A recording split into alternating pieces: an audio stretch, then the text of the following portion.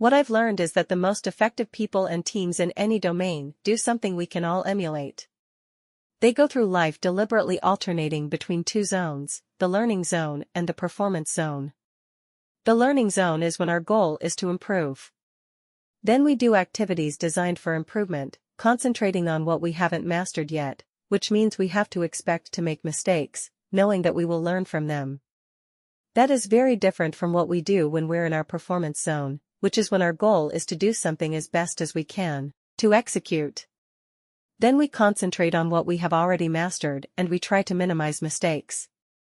Both of these zones should be part of our lives, but being clear about when we want to be in each of them, with what goal, focus, and expectations, helps us better perform and better improve.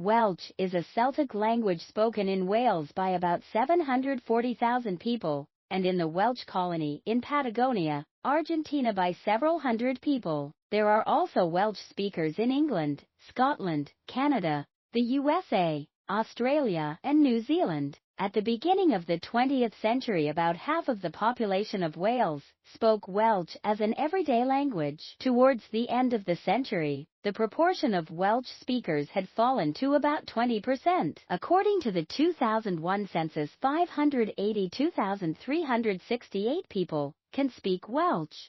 659,301 people can either speak, read or write Welsh, and 797,717 people, 28% of the population, claimed to have some knowledge of the language. According to a survey carried out by S4C, the Welsh language TV channel, the number of Welsh speakers in Wales is around 750,000, and about 1.5 million people can understand Welsh. In addition, there are an estimated 133,000 Welsh speakers living in England, about 50,000 of them in the Greater London area.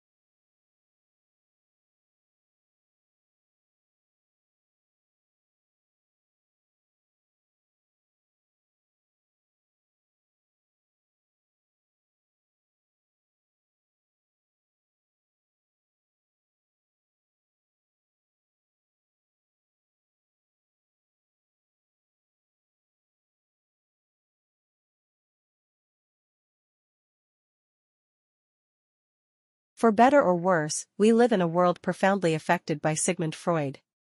If I had to ask you to name a famous psychologist, the answer of most of you would be Freud. He was the most famous psychologist ever, and he had a profound influence on the 20th and 21st century. Some biographical information: he was born in the 1850s. He spent most of his life in Vienna, Austria, but he died in London, and he escaped to London soon after retreating there at the beginning of World War II as the Nazis began to occupy where he lived. He was one of the most famous scholars ever, but he was not known for any single discovery. Instead, he was known for the development of an encompassing theory of mind, one that he developed over the span of many decades.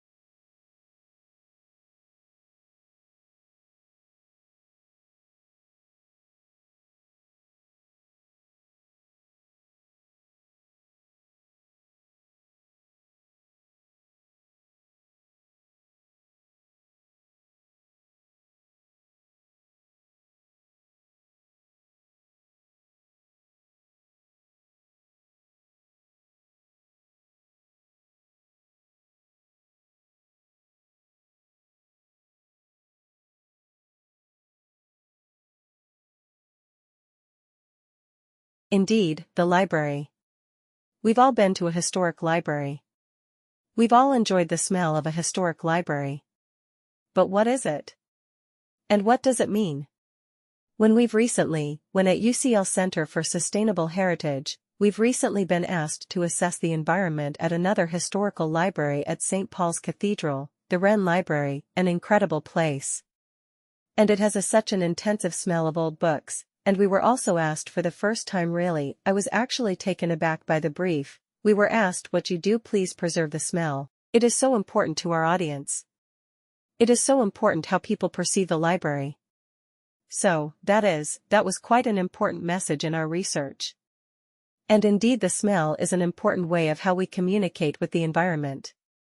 This piece of research was done by an advertising company because advertisers are so interested in how we interact with each other and the environment.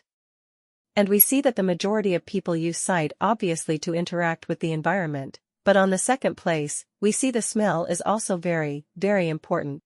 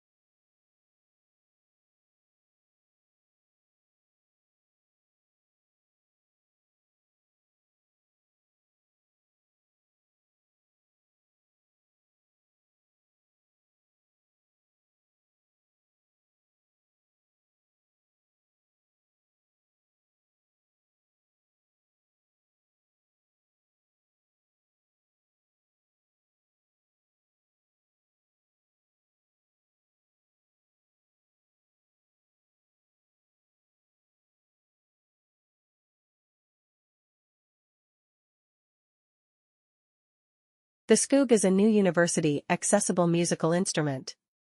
It is designed to use by children or adults with special needs, or in fact be used by anyone. It's soft, it's easy to play, it's robust, and it can be customized to suit anyone's abilities. The Skoog helps students with special needs by allowing them to get involved in making music themselves. It's an instrument that they can play it and they can take ownership of and start creating their own sounds and music. Traditional instruments are the shape and size and made of the materials they are because of the sound that they need to make. If you want to make a sound like a plucked string, you need a string and it needs to be under tension, whereas with a Skoog, because it's a mixture of software and a sensor, then thus the computer can handle making the sound. And so we can design an object that's designed to be touched and designed to be played with.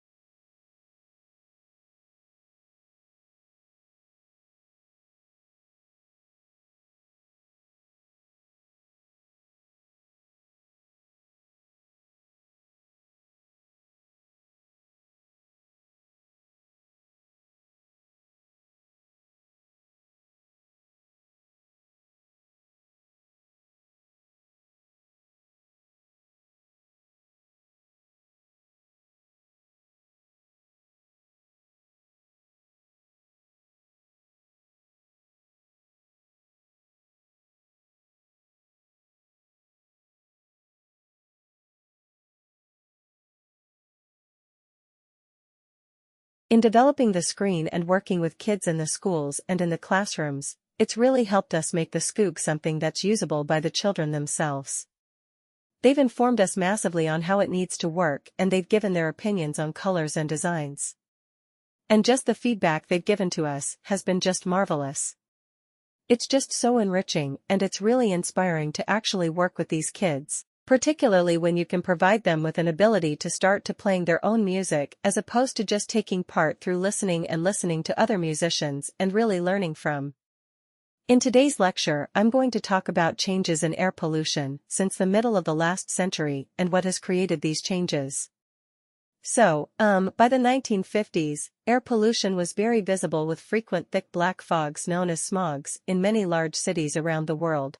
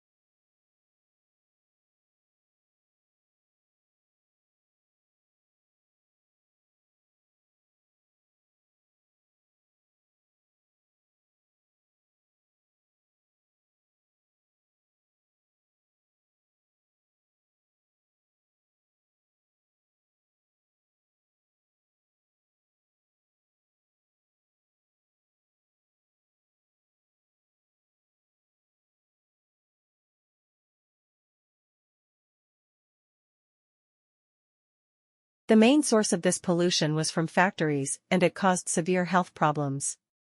For example, a particularly severe smog in London in 1952 caused over 4,000 deaths.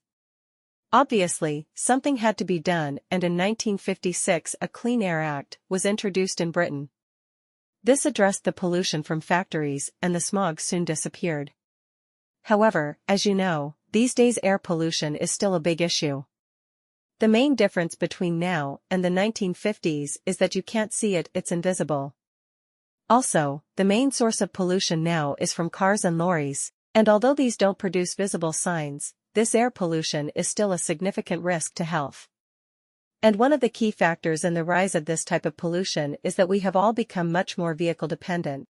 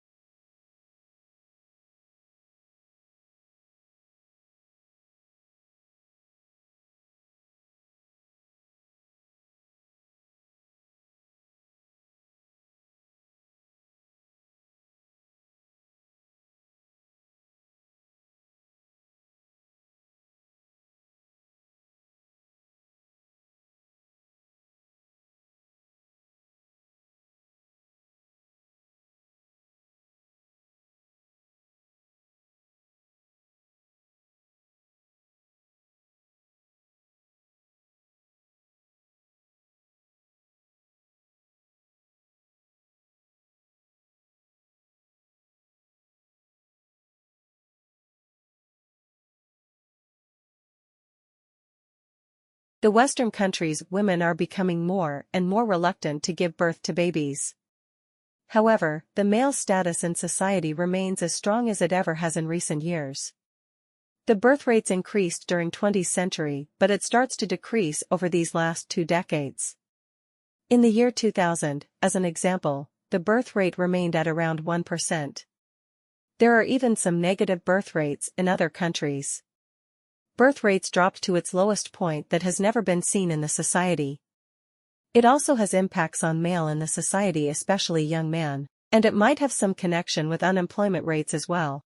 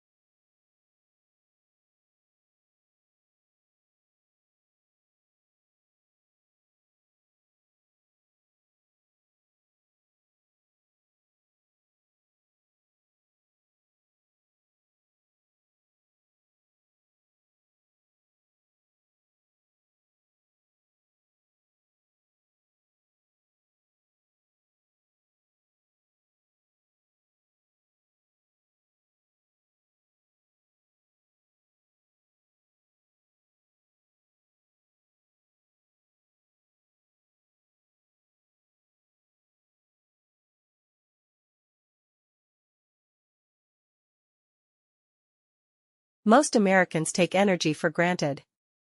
But, for many families, maintaining access to reliable and affordable energy is a persistent challenge and a significant material hardship. This is a problem referred to as energy insecurity, and it affects millions of American households each year. We have found that energy insecurity is a growing and vexing problem among low-income households, and the COVID-19 pandemic has made this problem worse. Our analysis finds that there are disparities in rates of energy insecurity across various socio-demographic groups. Black and Hispanic households, for example, are significantly more likely to experience energy insecurity and face utility disconnection than white households. So too are households with young children, individuals that require electronic medical devices, and those in dwellings with inefficient or poor conditions. Households that cannot pay for energy are unable to power electronic learning or medical devices, keep perishable, healthy food in the refrigerator, or maintain safe body temperatures.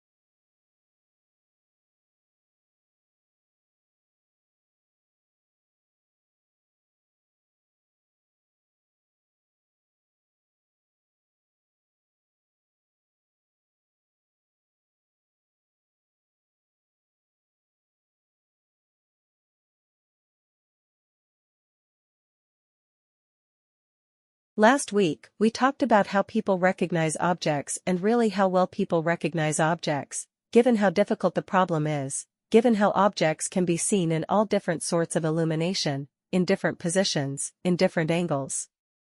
And yet we are able to extract that information, we are able to take the visual stuff out there, interpret it in a way that allows us to recognize all the different things that we can see in our environment.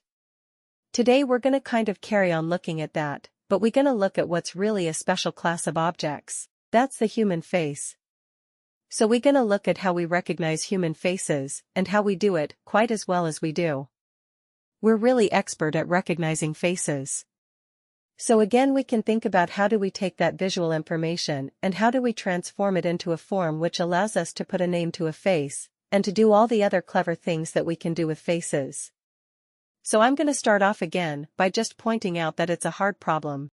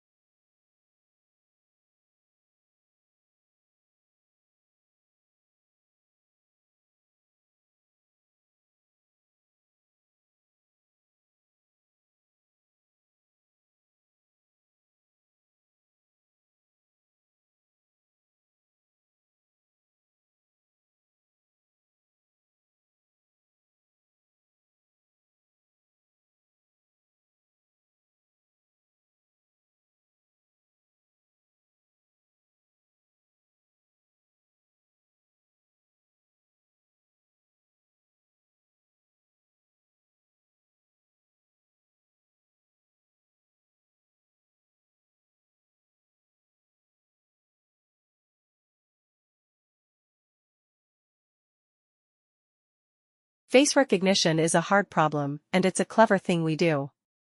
If you think about all the different types of faces you can recognize, and all the different types of information you can get from the face, you kind of start to appreciate how well we can do face recognition. There comes a time in a desert ant's life when a piece of food is too large to ignore, but too heavy to lift, and the only way to get it home is to adopt a new style of walking. The long-legged and speedy Cataglyphus fortis normally covers ground with a three-legged stride that moves two legs forwards on one side, and one on the other. For the next step, the insect mirrors the move with its other 3 legs. But recordings of ants in the Tunisian desert reveal that when faced with oversized lumps of food 10 times their own weight, the forward tripod walking style is abandoned. Unable to lift the morsels in their mandibles, the ants drag the food backwards instead, moving all 6 legs independently.